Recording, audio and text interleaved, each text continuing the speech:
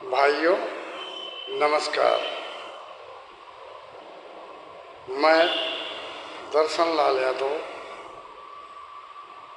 जनपद बाराबंकी से आदरणीय मुख्यमंत्री उत्तर प्रदेश सरकार श्री योगी आदित्यनाथ बाबा योगी से निवेदन के साथ अपने सहारा पीड़ित निवेशक साथियों की बात रखना चाहता हूं और पुनः पीड़ित निवेशक साथियों की तरफ से मैं हार्दिक स्वागत अभिनंदन करता हूं।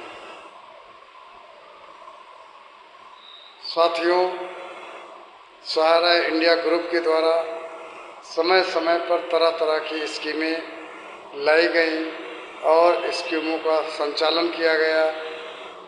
तमाम कार्यकर्ताओं के माध्यम से कंपनी ने स्कीमों में हेराफेरी की और 2014 और 15 से सहारा इंडिया ने भुगतान देना बंद कर दिया, जिसमें सहारा इंडिया समूह के अंतर्गत विशेष रूप से 4 सोसाइटियां थी, उसका पैसा बिल्कुल ब्लॉक हो गया।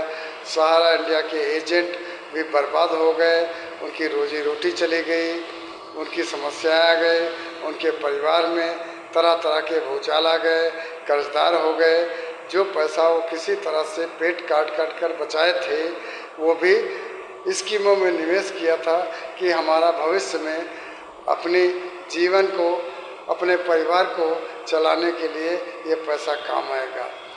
साथियों, मैं माननीय मुख्यमंत्री महोदय से अनुरोध करता हूँ, निवेदन करता हूँ कि हम गरीब जमाकर्ताओं का, निवेशित साथियों का, कार्यकर्ताओं का भुगतान कराने की व्यवस्था सरकार कुछ कराए। तमाम कार्यकर्ता साथियों का फ्यूचर फंड, सिक्योरिटी फंड और जमा स्कीमों में पैसा, TDS इनकम टैक्स काटा गया, उसका पैसा का भुगतान नहीं किया गया, कमीशन का भुगतान नहीं किया गया और इसके बाद जमाकर्ताओं का भुगतान नहीं किया गया।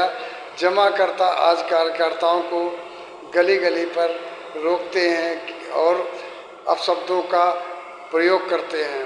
मैं माननीय मुख्यमंत्री महोदय से अनुरोध करता हूं कि सहारा इंडिया प्रबंध तंत्र के खिलाफ जो भी FIR हुई हैं उन पे तात्कालिक प्रभाव से कोई ठोस कदम उठाया जाए। क्योंकि एक तो पुलिस FIR नहीं लिखती है, किसी तरह से यदि FIR आप दर्ज कराने में कामयाब होती हैं तो आरोपियों के खिलाफ कोई कार्यवाही नहीं होती है। ऐसी स्थिति में सहारा निवेशक पीड़ित हो चुका है, दर दर की ठोकर खा रहा है, वो जाए तो कहाँ जाए। कार्यकर्ताओं का भी सम्मान में गिरावट आई है और निरंतर अपमान हो रहा है। जो भी कार्यकर्ता लड़ाई लड़ रहे हैं, संघर्ष कर रहे हैं, कम से कम हमारे प्रदेश की सरकार उनके साथ कानूनी प्रक्रिया में सहयोग दे और जो आरोपी FIR में दर्ज हैं उनको किसी भी रूप से पुलिस के द्वारा गिरफ्तारी कराई जाए। जो भी आरोपी हैं, गिरफ्तारी जब तक नहीं होगी वो पैसा किसी का देने वाले नहीं हैं। सहारा इंडिया ग्रुप इस तरह से फ्रॉड करता गया है, लूटता गया है और वो अपने को भारत के सरकार के समकक्ष बताने वाले मैनेजमेंट के लोग हम लोगों के साथ धोखाधड़ी करते रहे। मेरा निवेदन है कि सरकार अपनी कानूनी प्रक्रिया के अंतर्गत निवेशक साथियों का सहयोग करे और मैं ब्याज के भुगतान कराएं। मैनेजमेंट के लोग हाथापाई करते हैं, गाली गलौज करते हैं और इसके अलावा भुगतान नहीं करते हैं। सीधा सीधा ऐसा दिखता है कि इन सरकारों में उनको मैनेजमेंट सहारा का किसी को डर नहीं है और वो खुलेआम जो भी पीड़ित निवेशक, पीड़ित कार्यकर्ता हैं उनके साथ अपमानित करते हैं, धमकियां देते हैं। ऐसी स्थिति में मैं माननीय मुख्यमंत्री महोदय से अनुरोध करता हूँ, निवेदन करता हूँ कि सहारा इंडिया प्रबंध तंत्र के खिलाफ जो भी FIR दर्ज हुई हैं उस पर तत्कालिक आरोपियों को गिरफ्तारी कराई जाए और हम लोगों का मैं ब्याज के साथ भुगतान दिलाया जाए।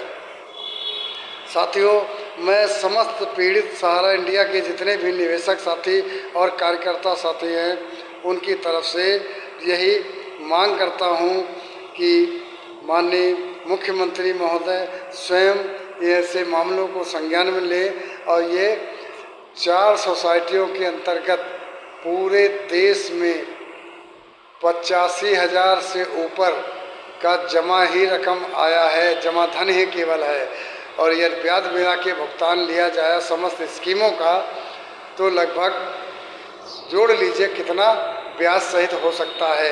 मूल जमा धनराशि जिसकी 86,700 करोड़ आ रही हो और सहारा इंडिया मैनेजमेंट हमेशा गुमराह करता है और बताता आया है कि हमारे ऊपर एम्बार्गो लगा है। एम्बार्गो जब सुप्रीम कोर्ट ने 2012 में भुगतान के लिए आदेश किया था, कहीं कोई एम्बार्गो नहीं था, आज तक कहीं कोई एम्बार्गो नहीं, न एम्बार्गो शब्द का कोई पत्र भारत सरकार या सेबी या सुप्रीम कोर्ट के द्वारा ऐसा कहीं जानकारी में आया।